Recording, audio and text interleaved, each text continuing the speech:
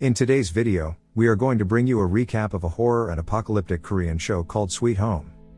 The story revolves around a high school student named Cha Yeon-soo. He is a troubled teenager who likes to stay alone and doesn't like to communicate with his family. Unfortunately, all of his family members die in a car accident, and Yeon-soo is left on his own. He then moves into a new apartment. Depression and anxiety take over him, and he attempts to commit suicide multiple times. In the meantime, a mysterious phenomenon of humans transforming into monsters starts to occur all around the world. Yeon-soo and his neighbors find themselves in a battle against the monsters and try their best to survive. The show begins on a stormy night in September 2020. A group of armed soldiers make their way through a snow-covered apartment block while strange and contorted creatures are howling. Amidst the chaos, a lone survivor emerges from the debris, who turns out to be Yeon-soo. Even though he's been struck multiple times in the chest, he barely flinches and continues walking. We then jump back a month and find the world completely normal. There, we see shy and alone Yeon-soo arriving in the town. After settling in his apartment, he heads up to the rooftop and decides to commit suicide. At the same time, downstairs, the guard receives a food package from a woman and finds rotten fish inside it. With its smell, his nose starts bleeding. Back on the rooftop, Yeon-soo gets distracted by a girl named Lee Yoon-yu, dancing and practicing her ballet moves. The two have a brief discussion, and Yoon-yu convinces him not to kill himself. Later, the security guard comes to talk with Yeon-soo regarding a form, but Yeon-soo avoids him and makes his way to his apartment. Something is clearly wrong with the guard, as he keeps peeping into his room. Fortunately, Yeon-soo is smart enough to keep the door closed. We are then introduced to several other residents. Some of them are normal, while some are shady, such as Paeon Song-wook, who is seen torturing a man inside his apartment. Later, Yeon-soo realizes that his neighbor has opened his Ramayan delivery and sees a woman in the apartment next door carrying the head of a deceased cat. He rushes back to his apartment and witnesses the neighbor girl changing into a starving monster. The monster then moves to another apartment of a girl named Jisoo and tries to break the door but suddenly disappears. On the other hand, the residents start to panic as the whole building gets locked. They make it into the manager's room and find all the emergency services completely busy. They eventually manage to open the main gate, which isn't a good move, as they spot a weird creature coming inside the building and attacking the people. Lee Yoon-yu's half-brother Lee Yoon-hyuk takes the lead, and with the help of a firefighter lady named Ji-kyung, he manages to force the monster back just in time. The residents then realize that there are numerous monsters outside, ready to attack the survivors. Whereas, Yeon-soo begins to bleed heavily from his nose up in his room, which turns out to be one of the main symptoms before turning into a monster. We are brought back in time, where we see Yeon-soo back at his home with his family, with scars up his arms indicating self-harm. He seems distant from his family as he refuses to go on a trip with them despite his mother's constant pleas. As his family sets off on their journey, their car crashes, and all of them meet a tragic end. Back in the present, Song-wook gets attacked by the starving monster from before. He manages to beat it down, but unfortunately he gets bitten by it. Down in the basement, Jisoo and Jae-han also encounter a monster. And thanks to Jae-han's fast reflexes, he attacks the monster and cuts off half of its head. Amidst the chaos and destruction, the residents suddenly receive an urgent message verifying the calamity happening outside along with the symptoms of the disease, including nosebleeds, aggressive behavior, and blackouts. As the residents assemble, they try to devise a plan to survive, but the arrival of Song-wook brings a shift in the atmosphere, as he has been bitten and the other residents recoil from him in fear. Eventually, they use a taser and knock him down. Later, Yeon-soo finds himself battling to stave off a nosebleed. His curiosity leads him to surf the web, where he comes across an abundance of discussions surrounding this mysterious illness. It turns out that this isn't a disease, but a curse. The cause of this curse is unknown, and the speed at which it's spreading suggests that finding a cure without a significant loss of life is improbable. As he is about to dive deeper into his research, his internet connection abruptly severs, cutting short his search for answers. In the meantime, Jae-han and Jisoo find a beaten man, who turns out to be Song-wook's captive. The man chooses to remain silent for the time being and joins the duo on the hunt. Back in Yeon-soo's room, he spots a man going down from the building to get food for his children, but he gets killed by the eyeball monster. Yeon-soo makes a bold decision to help out the kids in the apartment block below. He makes his way to his disabled neighbor Do-sik's apartment.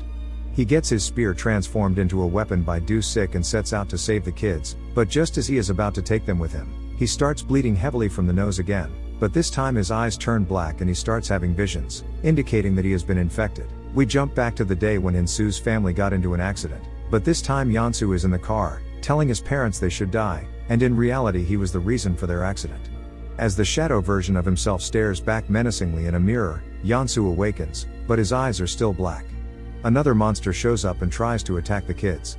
Jisoo and Jae-hun overhear the commotion, and together with Yeonsu they decide to save the kids. The giant monster defeats the half-headed monster and chases the kids. Just then, another resident named Myung-suk appears on the scene. All three of them come there, and the group works together to save the kids and make their way to Do-6's apartment. Meanwhile, Jae-hun tricks the monster to fall off the building. Myung-suk is also infected, but she heals herself and becomes a human again. The survivors on the ground floor watch the national broadcast and watch in terror as the president transforms into a monster, which causes everyone to panic. On the other hand, Yi-kyung goes to the basement to fix the building's electricity but gets attacked by a monster and is seen trapped inside a web. After some time, Yoon-hyuk makes an announcement and tells everyone to come to the first floor, where it's safe. Just then, Jin-ok attempts to save her daughter by opening the building's gate. This leads Lee Soo-ung to rush and save her, but both of them get killed by the monster. On the other hand, Yi-kyung escapes the basement and has a close encounter with a monster in the vents. But she eventually makes her way back to rejoin the residents. It is revealed that the military has taken over the country, and the cause of this curse is somehow related to human desires. Moreover, the people who are turning into monsters can be killed only during the golden hours, which is a period when a human is about to turn into a monster. Yeonsu, Jae-hun, and Jisoo make it to the first floor, but unfortunately everyone gets to know that Yeonsu is infected. The residents decide to vote on whether they should kick out Yeonsu or not. The last vote goes in his favor, and he is quarantined alongside the infected Suk-yeon and Song-wook's captive, Sung-jae, who lies about being infected just to avoid Song-wook. Yoon-hyuk asks Yeonsu to rescue Do-sik at any cost as he'll be helpful in creating weapons. Song-wook also decides to go upstairs in order to enter Sung-jae's apartment in search of something. Later, Yoon-hyuk reveals to Yi-kyung about a person who knew about this curse before the government and mentions a blog. This makes Yi-kyung realize that her fiancé is involved in this. Upstairs, Song-wook gets knocked down by encountering the monster, but luckily, two new characters, including Yuri and her terminally ill patient, Gil-sub, arrive just in time and save the duo. Later, Song-wook regains consciousness, and upon entering Sung-jae's room, he finds out that he is a pedophile. Enraged, he comes down and beats Sung-jae to death. We are then given a glimpse of Song-wook's past and how he was hired to take down Sung-jae in order to find a young girl. Back in the present, Yi-kyung heads to her fiancé's office in search of information since she is eager to learn more about the blog. As she reaches her destination, she discovers the shocking truth that actually the blog belongs to Song-won and he was also infected, but suddenly she gets seized by the military. They torture her to find the whereabouts of Song-won, but instead she promises to show them an infected human being who hasn't turned into a monster as a way to free herself, and we can assume that she is referring to Yeonsu. At the apartment, Yeonsu is used as a weapon and is assigned a task to visit the basement to find a car in order to go outside and get food, but he gets trapped there by the monster, causing others to rescue him, whereas Do-sik and the kids are also attacked upstairs by another monster. But, thankfully, both monsters are defeated. Jisoo takes a turn for the worst and collapses because of appendicitis, requiring surgery. The group is split up, and heads out to get food and medical resources. Yeonsu settles into the car, and just then the memories of his youth flood back into his mind, a time when he was badly bullied. The bullying did stop, but Yeonsu's former friend held him responsible for his own misfortunes, leaving Yeonsu depressed. Back in the present, the car is knocked over when a large creature rams into the side of it. Gil-sub and Yi-kyung take the lead, and after a lot of struggles Yi-kyung manages to save the day. Back inside, Yoon-hyuk performs Jisoo's surgery and saves her. Later, Yi-kyung admits that she informed the military about Yeonsu, and guilt starts taking over her when she realizes that she has to deliver Yeonsu to the military. It is revealed that the military permitted her to depart after handing her a tracker to pinpoint their location because they believed Yeonsu might hold the answer to their survival. Later, a runaway soldier enters the apartment building and starts coughing up blood. This leads the group to realize that the SOS sign they have hung is not a good idea, so they decide to cut it loose. Another danger awaits for the residents when they see a security guard who is now a monster heads down to the main atrium. Jae-hun quickly stops the monster and loses his arm in the fight, and at last, he sacrifices himself to save others.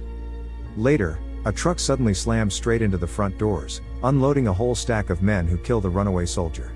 They trap the residents and reveal that humans can be scarier than real monsters by mentioning how they encounter a church full of dead bodies of humans who killed each other. Back in the present, the soldier holds up the gun to Seon Young's throat, who is about to turn into a monster, and apparently kills her. But she isn't dead as she returns and stabs Yeonsu through the chest, revealing Yeonsu's monstrous identity. Yeonsu is taken to the rooftop while the other residents manage to free themselves.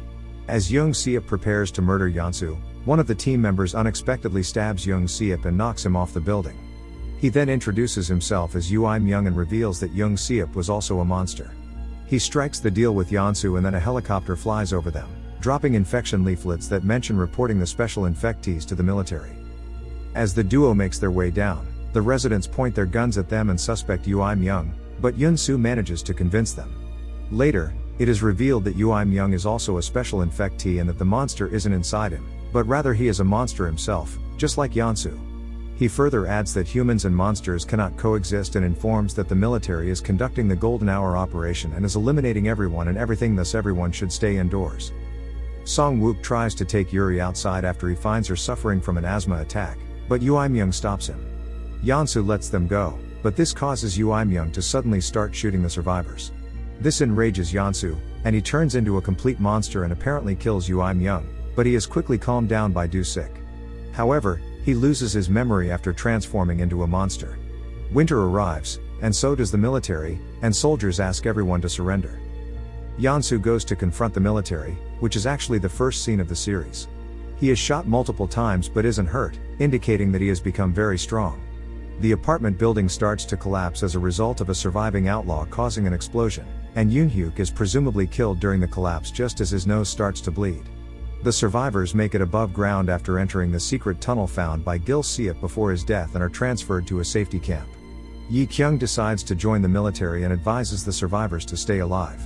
On the other hand, Yeonsu wakes up in an armored vehicle after confronting the military and is greeted by Song-wook. But is it really Song-wook, or is there something else going on here? And with that, our recap comes to an end. We hope you enjoyed the video, and if you did, don't forget to like and subscribe to the channel.